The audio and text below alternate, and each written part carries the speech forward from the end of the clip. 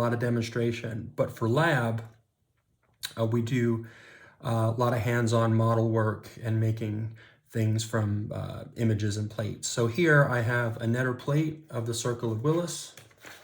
And obviously I'll cover that up here, and that should look familiar to you. Circle of Willis on the ventral surface of the brain. And I'm going to, with the aid of pipe cleaners, I'm going to assemble a circle of Willis like we would do in lab. And hopefully that will illustrate, again, my hands-on approach. So I have different pieces of cut pipe cleaner here. And we're actually going to start with making the framework of the circle. And I have 2 long pieces of pipe cleaner here. And I'm going to cross them here at the base. Those are going to be my vertebral arteries. And all I'm going to do is twist to make a basilar artery. Okay, and there it is. All right, now I'm going to make the posterior communicating branch and the anterior cerebral arteries like this.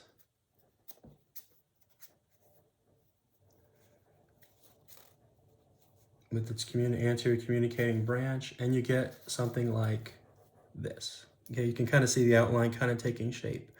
Now I'm aware this is going to go past 3 minutes, so I'll do it as fast as I can. I'm going to drop in 2 posterior inferior cerebellar arteries coming off the vertebral artery. So it's simple, you just wrap it like that. That's your pica, right? Your posterior inferior cerebellar.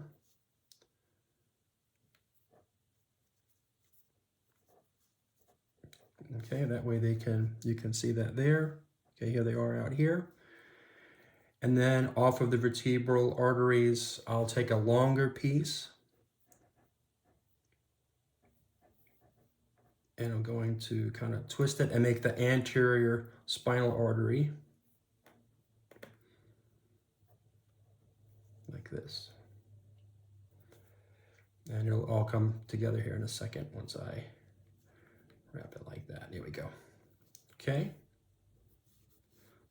All right. So again, the 2 vertebral arteries, we have the posterior inferior cerebellar. Let me turn them out like that. There we go. And the anterior spinal artery. Oops. I'm trying to watch the camera as I'm doing it down here. Now, as we come up to the basilar artery, we have the anterior inferior cerebellar. So all I'm going to do is take this one piece at the very base of the basilar artery, just wrap this piece around.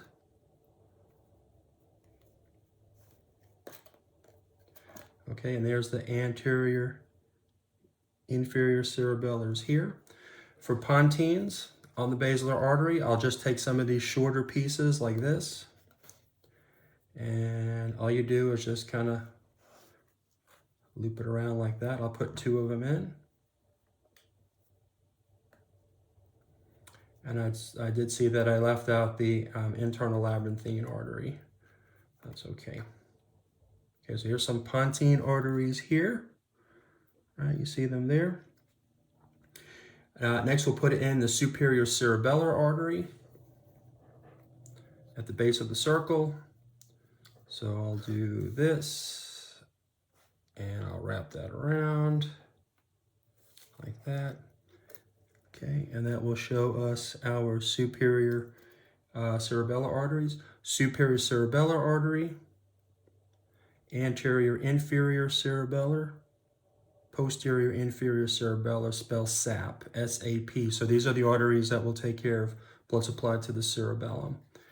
Now we need to add our posterior cerebral artery. So right above the superior cerebellar, I wrap this one around.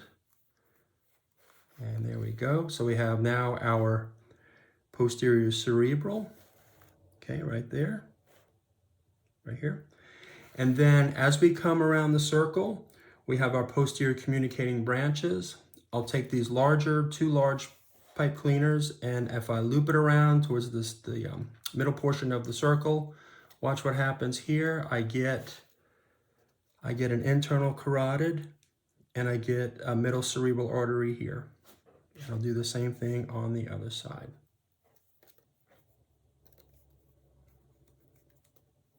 Okay, just like that. Okay, so it'll actually be a little shorter. Okay, so we have the internal carotids here and the middle cerebral arteries here. Then we have the anterior cerebral arteries coming up here with the communicating branch up here. So here is the representation of the circle of Willis. We can clean it up a little bit. And again, I have students do this as I'm doing it, and then I come by and check their work and make sure that they're able to identify all the major branches.